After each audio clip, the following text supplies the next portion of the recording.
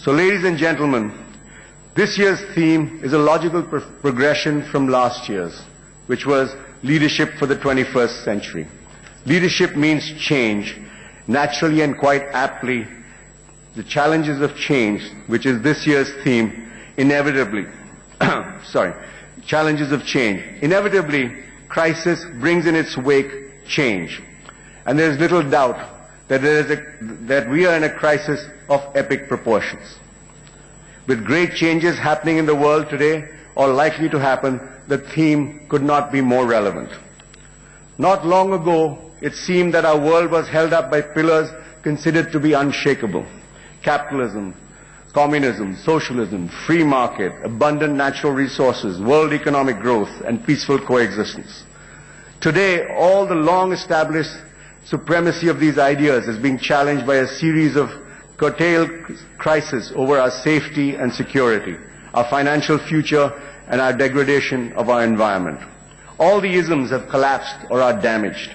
All over the world, countries are struggling to devise strategies of getting out of the mess the world finds itself in the 21st century. What is the best form of governance? What mixture of isms will emerge? What new international institutions need to be set up in our super-connected world?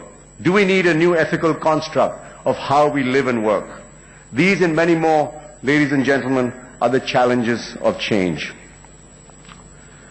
I must confess, though, I'm being clever by half, because I'm taking credit of the relevance of the theme of the conference. Because a year ago, when we decided the theme, the enormous changes which are happening today were quite unimaginable.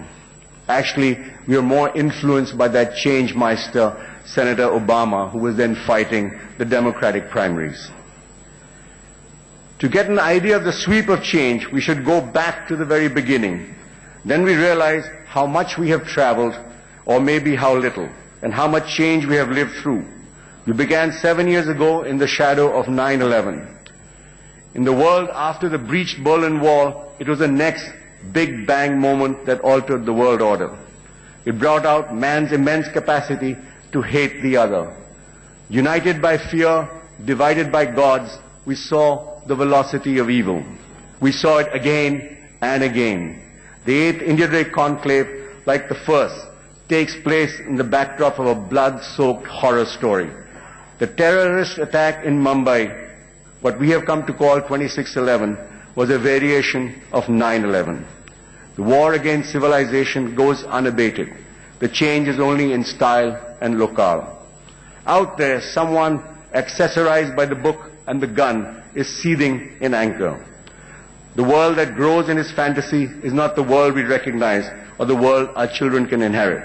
The profanities of faith accept no national boundaries.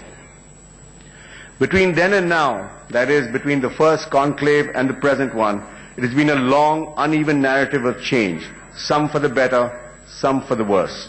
At home, the so-called stoic state with a soft core suffered in silence as datelines of terror multiplied.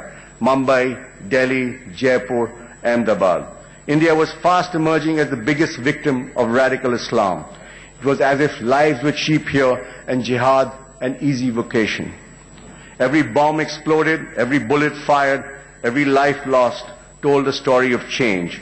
Change we could live without, change that could stall all progress.